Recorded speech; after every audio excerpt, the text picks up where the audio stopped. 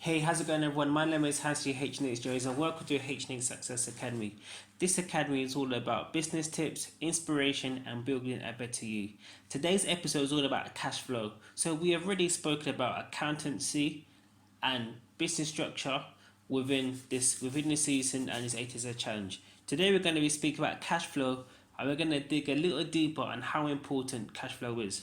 So as stated in business structure, I say think big, start small, move quickly.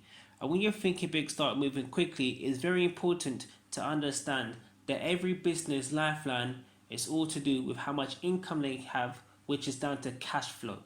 So whether you're a self-employed, whether you're a limited company, or whether you're an LLC, you need something called working capital. Now, working capital is money you can use disposable that you have within a business, and this is not any credit card or overdraft.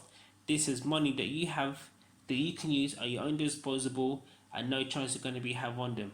So when you're starting a business and you're moving quickly, what you need to account is you need to account for how much materials or how much rent you're going to need for whether it's a premises, whether it's a service you'll be providing. So I can give you an example of my one. For me, I've done a bouncy castle business. So with me, obviously I had to buy the bouncy castles. And what I done is, because I was very new to the industry and I'd done very minimal research and be very open and transparent, what I done is I actually bought brand new bouncy castles directly from the suppliers, which I should, if I'd have known back then and done some research and looked at many groups that was available on Facebook, I would have bought them second hand. I could have gotten released 40 to 50% off the price and them being very in good condition, which I actually bought a couple second hands more as I went over. But saying that, regarding the cash flow, when I invested that, it actually took me back a bit and I didn't have much money to play with. So I literally had to rely on customers and I had to rely on my mum, who I actually went in partnership with regarding the bouncy castle business. So I had to buy a new car, which I had to pay for. I believe back then, I didn't have finance that car. I bought the car outright. That was part of my capital of me buying a new car. I bought a 7-seater rather than buying like a minivan or investing in a van that I should have got. But that's another story anyway. But the fact of the matter is, I spent much more money than I should have done on the business. That meant that I didn't have much money to actually work the business. So I had minimal money for leaflets. So I had to rely on my daytime job and my job I had to pay for the leaflets. I had to continuously ask mum for money, despite me investing about £2,500 of my own money, which I actually saved from university. Sorry, which I actually saved from that university money from the loans. And my mum actually gave me about 2,000 as well. So all in all, I had about 4,500 to start with. But even then, that wasn't enough due to poor planning and just moving quickly. So what I'm saying is, when it comes to cash flow, make sure everything is well planned and everything is accountable for regarding cash flow. So make sure you're accounted for all the products you need, whether it's, like I said, whether it's product or whether it's a mortgage or whether it's a plot for a car boot sale or a market stall.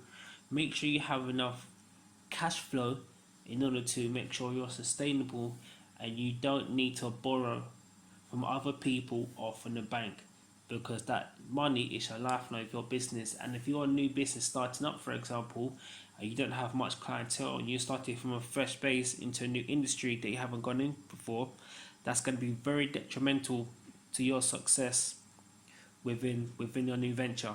So 80% of businesses fail within the first year, 40% of businesses fail within 3 years, and only 20% of businesses actually survive after the first to 5 year journey.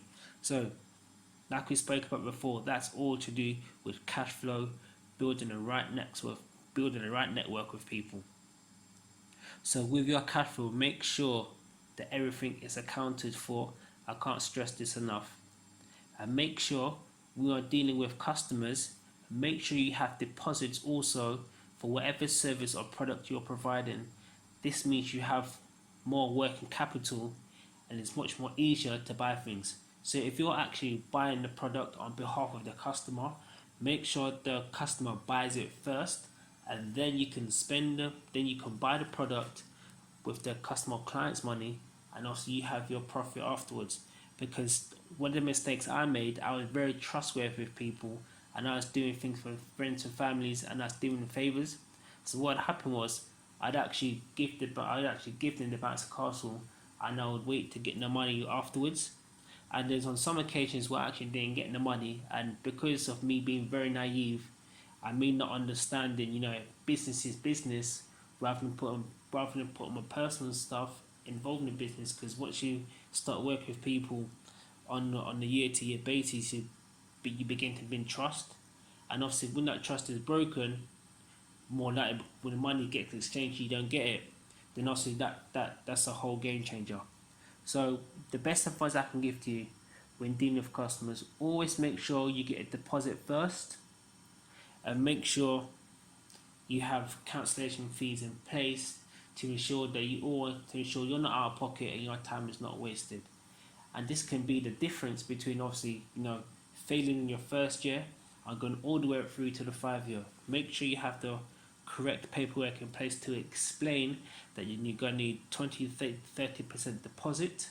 If you cancel within X amount of time, let's just say 24 to 48 hours, you will not get your deposit back. Only if it's in extreme circumstances that is out of their control. And obviously if it's your fault, then you may have to rearrange. But more than likely, some people make a last minute decision to pull out because they need the money for something else.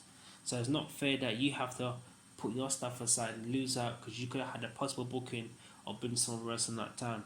So I can't stress enough, when you're thinking big, starting small and moving quickly, moving quickly, make sure you have things in place. And this then brings me on to, which could be further down the episode, is having a mentor, someone who's done what you've done before, or even having a coach that can guide you through, that can help you manage the business on the side that's not necessarily involved, to ensure you get the best start possible. So for more information about Cashflow and how I can help you further within your business, feel free to drop me a line. My email address, which is hansleyjones@gmail.com, and I look forward to speaking to you and how to obviously maximize your cash flow, more importantly your working cash flow, and how to minimize credit cards and loans for your business. So with that being said, thank you for tuning today's episode. Have a great day on purpose. Take care. Speak soon. Don't forget to like and share this podcast. Take care.